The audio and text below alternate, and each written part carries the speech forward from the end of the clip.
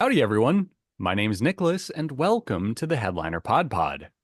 We're a show about podcasts featuring podcasts by podcasters that's hosted by people who help podcasters with their podcasting.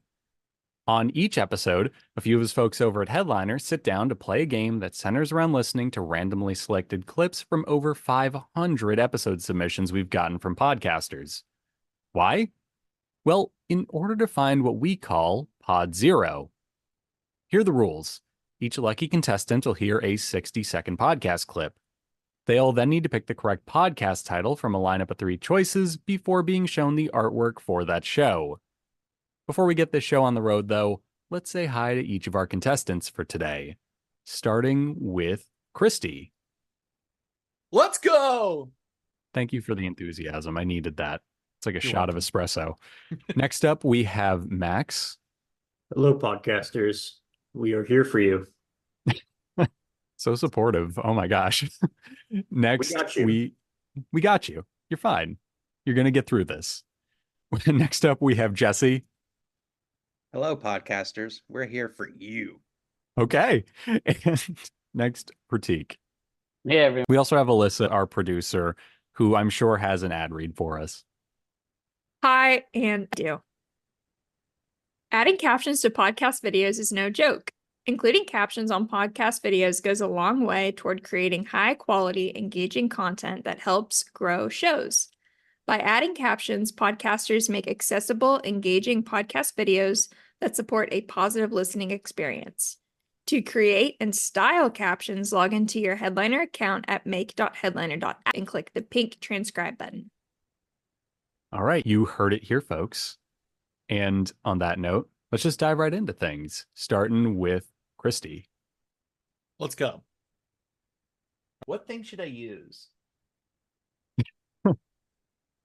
I've been trying not to double it up, but that's really hard. Is that a hat over there? On a skull? Yeah, on a skull. Yeah, no, I have a lot of hats on it. Okay. Dang. Okay, we'll just do this. I like using this. Okay, ready. Cool. My name is Krista, and I'm your host. It's May 22nd, 2024, and with May being Mental Health Month, I thought this was a good time to rewind back to episode 13, where I shared 6 self-care tips for us busy mamas. I also want to come clean with you about something I have struggled with over the last couple of years and finally got under control thanks to some of these tips in today's episode. But before we get into that, I just want to say thanks for tuning in, Mama. I started this podcast because babies don't come with instructions. As of this recording, I am chasing around a 5-year-old that no amount of Googling, mom groups, or books were able to prepare me for. There's a lot of stuff people don't talk about when it comes to pre-pregnancy, during pregnancy, postpartum. And as someone who was previously terrified, all of the above, I'm here to help you pull back the curtain on all of it. All right. There's your clip. You heard it here, folks. Babies do not come with instructions. I know, I'm shocked. They don't. It that has to be so hard. Like, okay, what? Whatever. Anyway, here are your options for today, Kristy. Number 1 is secret mom hacks. Number 2, just mom things. And number 3, momming it. They're all pretty good. I'm gonna pick Momming It. Momming it. Yeah, I really like that title too. It makes me think of the Muppets song, like Menomina. Is it Mommin with an apostrophe, or are they just going for it? Secret Oh no, mom hack. it's first off, the answer is secret mom hacks, but it was an apostrophe. Okay, cool. That's better. Yeah, so it's kind of like Breakin' 2, Electric Boogaloo. You know, very Great cool. movie. Yes, that is a way to describe the 80s breakdancing movie, Breakin'. Here is some info about the episode we just listened to.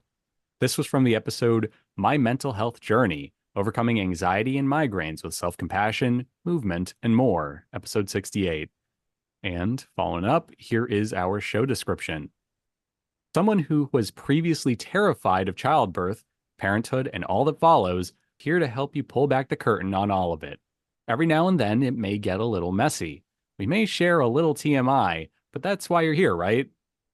My goal is that you'll leave every episode feeling refreshed, inspired, and hopeful, knowing you're not on this mom journey alone. So there you have it. Also, Kristy, I got to call you out. Was the thing you covered your face with the soundtrack to Evangelion? Yes. Okay. I thought I read the word Evangelion and I was like, this guy. My guitarist in my band went to Japan and brought that back to me, an actual CD of the OST. Very cool.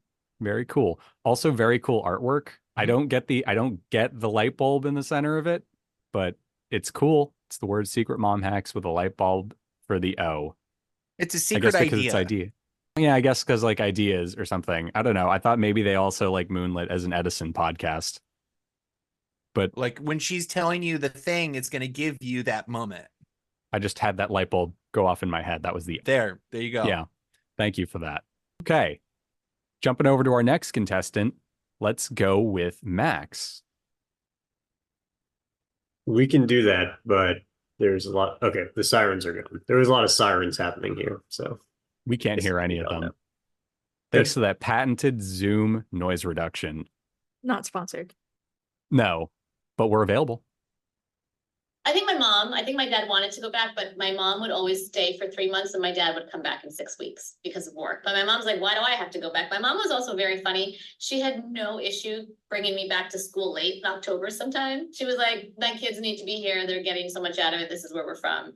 And they were fine with it. Did you witness or hear stories from your mom in particular, since you mentioned it was harder for her? Did she experience any kind of discrimination?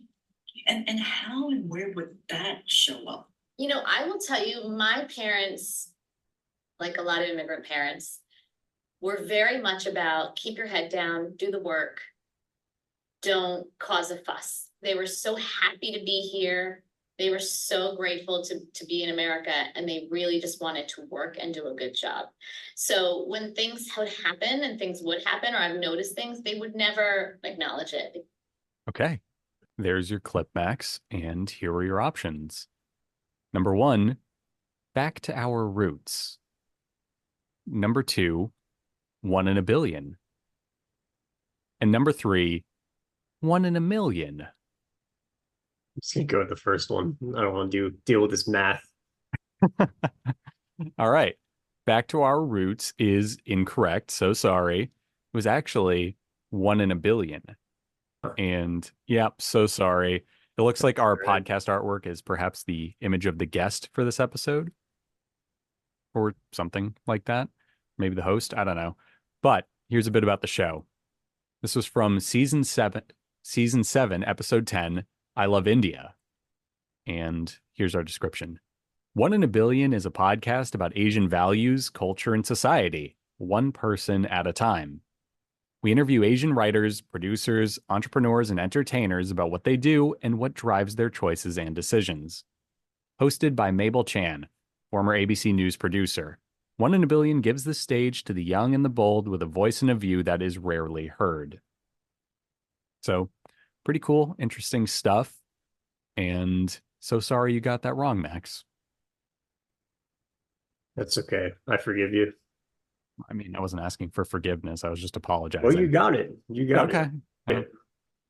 I Fun guess this fact isn't- about this podcast, Neil was on it like 2 episodes ago. What? Really? What did he talk about?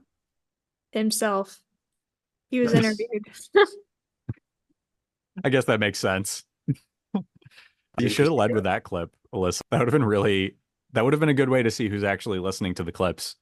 See, I thought about it, but then it wouldn't have been necessarily an automation. And I was like, I didn't, I was feeling Valid. lazy. I was feeling Valid. 15 seconds, done. Headliner product promotion. You can select the episode in automation. You can. There you go. You've been Yeah, called out. Thumbnail is Neil's wife, right? That's Neil's wife? I'm pretty sure, yeah. What? What if Neil's wife is the My guest apologies. and none of us just know this? I wasn't paying attention, but I'm pretty sure that's she though. Yeah. Well, I apologize for not recognizing that. All of us have I don't just know been if you called guys out. met her. I don't know. No. If you... Better, yeah. Okay, I've barely met Neil in person. that's true. I've been at Neil's house for many brainstorm sessions because he lives 5 blocks away from me. That's right. And That's right. I have met his wife and his kids who often join the brainstorming session at some point. Wholesome. And all our best ideas are from Neil's kids. So All right, the more you know. Sorry, I'm just getting flashbacks to the time that one kid strolled into our office like 5 years ago. I don't know, I Max, remember do you that. remember that? Yeah. the kid who gave us the idea for audiograms and Yeah. He was quite talkative from what I remember. He was an interesting dude. Anyway, on to our next contestant. Let's go with Jesse. I was trying to remember the order. I got my notepad. Of course you do. And then, we sort of run through a bunch of scenario planning and we landed where we are now, which is single tracking. So always having service from going through. So always having through service and having one side of the track shut down at a time. Part of that exploratory planning exercise is looking at how many people SkyTrain moves and can we replace the service with a bus? And so we always do that exercise, like in order to provide the least disruption to the public, can we single track or, do some sort of planned shutdown that then we're having bus service instead. And something that's amazing about SkyTrain is it moves a lot of people very efficiently. And so, when we're talking about shutting something like that down for a long enough period of time where we can do the work, it's just not feasible to substitute bus out. Okay. There was your clip, and here are your options. Number 1, what's the T? Number 2, trains, trams, and TransLink. And number 3, Transit Talk and TransLink Podcast. Transit Talk and TransLink Podcast. That's such a slick title. I'm going to have to go number 3. Okay. It flows off the tongue way too easily. Is it because of that, or is it because the pattern of the first one being the first choice and the second one being the second choice? Look, I do have 2 question marks beside number 1 and number 3, trying to figure out if the second question, when the answer was number 2, are we going 1, 2, 3, or are we going 1, 2, and then they were all 1, and you just put that second one there to try to fool us? I'm not sure, but I'm going to go with number 3, partially because of it's a slick title, but also because I'm kind of hoping it's 1, 2, 3 as well. Okay, you're incorrect. It was what's the T. So sorry. Jesse's There's coming no at this. Yeah. rhyme or reason to the order this week. There's always rhyme and reason. No, there There's- really isn't, Jesse. The reason Alyssa has this like background instead of her actual background is because there's a dartboard behind her with the numbers 1, 2, and 3, and that decides where everything goes. It's very specific, I know. At any rate, the answer was what's the T? And our artwork is pretty cool. It just looks like like a map of the Vancouver transit system. How about that? So here's a bit about the show. Clip we just listened to was from season 3, episode 6, entitled, Where Does the SkyTrain Sleep at Night? And here's our description. Join host John Jang as he uncovers What's the T with Metro Vancouver Transit and TransLink's podcast. Come behind the scenes with us as this podcast reveals the voices and stories that drive your transit system forward. Can I just package this podcast up and send it to NJ Transit because they have so much they need to fix? Can I just be just do this? Just become Vancouver. You could. I could. I guess I could. I could send them an audiogram too with Headliner. Boom. Secret plug. Just hit that Twitter, which I guess should be X at this point, button. No, it's Twitter. And tag them. Okay. Noted. Thank you for that. And let's just jump over to our next clip. Product promotion. We've been really on top of that today, in case you haven't noticed. Good job, Max. Bro. Just All right. educating everybody about the features. Prateek, would you like to go next so that we can hopefully get another product plug in here? That's a yes. It's ready. In a moment, you will hear listeners' responses about what they see, hear, or experience that makes them feel welcome. But first, we will tell you next month's question. Here it is. Who is a historical figure whom you admire, but whose actions and words also trouble you? Historians, activists, and even content creators have been helping us gain a fuller, more balanced view of often revered historical figures. We're learning that the heroes of old were not perfect. No, Amish, could you give an example of someone like this? Absolutely. So last month, we featured Tyke James, who's the head of the recently renamed DC chapter of the Audubon Society. Okay, there was your clip. I'm actually super curious about what people are going to answer that with. So I'm already sold on the podcast, but whatever. Okay, here are your options, Prateek. Number 1, Quakers Today. Number 2, Friends Among Us. And number 3, Learning in Good Faith. I'd like to point out while you decide, if anyone says the word sus after I just said it now because I mentioned Among Us, it is an automatic DQ. What were the choices again? Quakers Today, Friends Among Us, or Learning in Good Faith. I'm just gonna go for the second one. Friends Among Us. No idea, really. Okay, I am so sorry, Prateek. That was not the correct answer. Did any You of could us have- get it correct today? Kristy, Oh. Kristy did, didn't he? No, he did Mom in It. I was No, wrong. no one has You so were all far. wrong today. Damn. How about Tough. that? Alyssa's pitching a perfect game. Cool. The correct answer was Quakers Today. And the episode in question is very aptly titled Quakers and Welcome. And here's our description. Quakers Today features writers, musicians, and thinkers who are seeking wisdom and understanding in a rapidly changing world. We do not pretend to have all the answers. Instead, we have a place where you can hear people speak from the heart, grapple with faith, and share the insights they've found along the way. It's a place where you'll have the opportunity to share your own insights, reflections, and questions. Hosted by Peterson Toscano. Quakers Today is the project of the Friends Publishing Corporation. So there you go. Just so curious about that question. Seriously, I'm actually going to tune into their next episode because I want to know what people are going to name check in there. So, cool. And now that everyone has gone, let's just give it one last go. Let's have everyone team up because why not? So if everyone will just cover their eyes, please. And Kristy could fight the urge to hum the theme to Evangelion. It's like it's this cycle of we want more, we want more, want more. But yet, when we look around at today's times, most people are unhappy. They're a lot unhappier than they were when I was growing up. So it just kind of shows me that having more doesn't really equal happiness.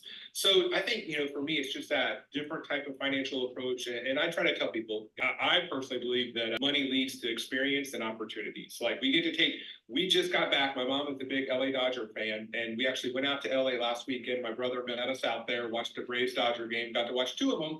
And that took money to do. But yet that experience is something that will last forever. And that's kind of the way I view money, that yeah, it's nice to have a big house, nice or whatever. Those things come and go. But the memories that we create and the opportunities we create for ourselves, those are the things that are everlasting. So I think, for me, that's where my financial advice comes from, is I just see a lot of people are very unhappy in life, even though they could make a lot of money. Okay. There was your clip. And here are your options. Let's see if anyone gets this one right today. Number 1, Leading and Learning Along the Way, an educator podcast. Number 2, Teaching, Learning, Leading, K through 12. And number 3, My Summer Project, a podcast for educators. Jesse, did you do any math? I tried, and my initial thoughts were they were going 1, 2, 3, right? And then we went 1, 2, and then it went back to 1, and then it was 1 again. So How about that? Math won't help you here. it never has. Ironically, on the educator podcast, math is of no use to you. I don't mind the last one. The secret project one. My summer project. Summer project. I was liking that one too. I love the phrase, I don't mind it. It's pure vibes. Yeah. Yeah. There's no reasoning or logic. Yeah. I guess I'm fine with the third one also. Yeah, the third one held the door open for you guys, so you're picking What do it. y'all think? Let's do it. Good vibes. I like the I like the vibes. summer project. Okay. My summer project, a podcast for educators, is incorrect. It was teaching, learning, leading K through 12, the second choice. It would have been really funny if it was the first one. That would have been great. Would It have. would've- It Yeah. would have. I would have lost it. I don't know. We wouldn't the call would have frozen for Jesse because he would have flipped his table over and broke his laptop at that moment. Yeah, it would have caught me at a really funny face. Yeah. So this was from the episode Danny Kofk, Money Management, Mentoro. I'm assuming that's mentor, and the podcast Run with the Bulls, 680. Here's our description. This audio podcast is comprised of interviews and solo shows focused on providing ideas and resources for K through 12 teachers and school-based administrators. It's updated twice a week. Dr. Stephen Miletto has been an educator in Georgia for 34 years. He has served public school families as a history teacher, assistant principal, and high school principal. In 2009, he was the Georgia Principal of the Year and finalist for the NASSP/MetLife National Principal of the Year in 2010. Currently, he is the executive director of a regional educational service agency, RESA, in Georgia, U.S. I just want to point out, I know how obvious it sounds that it would exist, but I never would have thought that there was the Oscars for principals. Like after someone says there is, I'm kind of like, yeah, that makes sense. But good for him being an NASSP National Principal of the Year finalist. Just good on you, dude. At any rate, quick research. It is not a typo. Mentoro is some type of mentoring company. Oh, okay. That makes sense. Yeah. And I'm guessing it's a play on Toro. So hence Run with the Bulls. So oh, wow. Yeah. That adds up. Okay. Very cool. Yeah, this code's an older one, but it checks out. So yeah, I just had to throw a Star Wars joke in there because it's me. That's my gimmick. So yeah, very cool stuff all around. So sorry that nobody got any right. Is that the first time this has happened? It's not just in a long time. Well, Been a that's long good for time us. coming. Yeah. Hopefully you guys get your act together next time. Yeah, So- the game keeps evolving, keeps it interesting. Just put in the shot clock in the basketball game, make it more dynamic. Could we actually? I could buy a shot clock for next week. Just a really loud buzzer just goes off if you don't answer in 10 seconds. I like that. And we should have an announcer too, who's talking about everything as it's happening. As we think, be kind of a lot of people talking over each other. But yeah, the more like basketball it is, the more I'm gonna like it. So I think let's do it. Fair enough. I'm okay with this. All right, cool. Well, thank you for playing, everyone, and we'll catch you next week for the next episode.